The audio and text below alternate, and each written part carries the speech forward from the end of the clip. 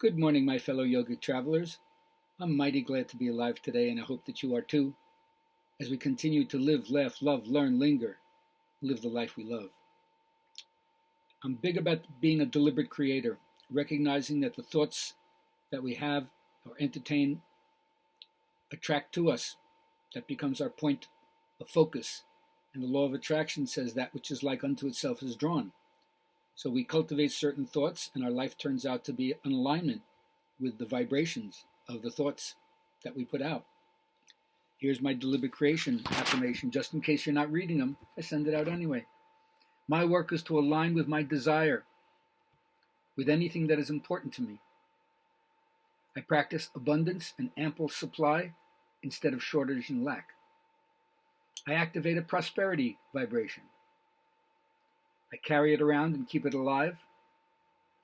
Everywhere I go, there are people who are a vibrational match to the best of what I summon. I express life, giving joy and love to all, whether near or far. I bring value into my life relationships. I breathe life into all my relationships.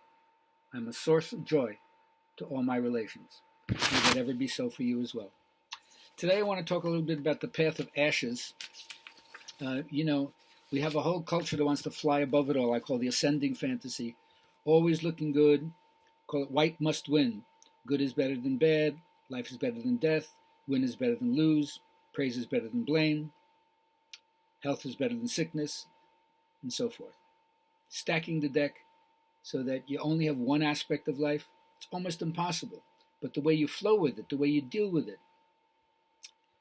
has to do with the ashes. The ashes, all the broken dreams, all the things not realized in your life, all the things that are past their expiration date, it's time to let go of it. It's an important thing. I remember I once lived in Tennessee, and we had a stove called a Franklin stove on the bottom floor, and it had just a pipe that went up to the second floor, and that was the way we heated the second floor. And so you'd have to throw wood into the stove, and then every now and then you couldn't throw any more logs in the stove because there were so many ashes of the previous logs that were burned that you had to clean out the ashes first, because if you try to throw more logs and keep the fire going, the ashes would just get all over and you have this big mess to clean up.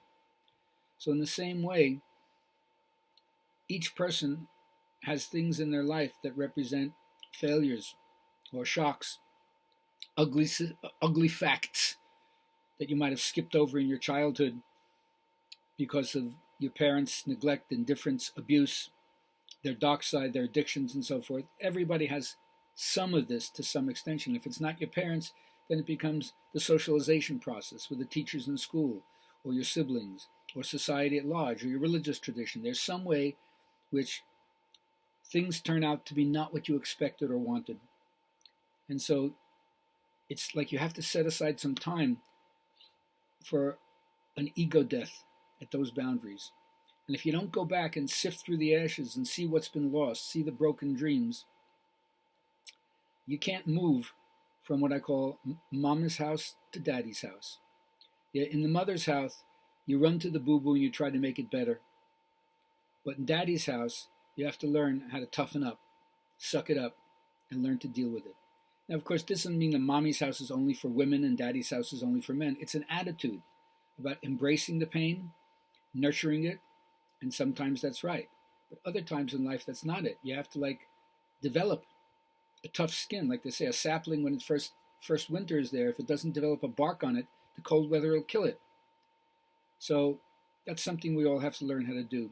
Develop a little bit more of a toughness and about the buffetings in life. And the way you do that, as far as I'm concerned, is sift through the ashes. Make a conscious effort to feel what went wrong, what was unjust, what you didn't deserve, what were the harmful effects on your life. And then you'll see how you can revert any kind of rage or sadness or depression into spontaneity, into connection, into art. You express yourself in some way. I always say that, except for the chemical reasons why people may be depressed, it's a lack of expression, a lack of self-expression. To depress means to push down, to express means to push out. Find an art form, sift through the ashes, and make something beautiful out of what happened to you.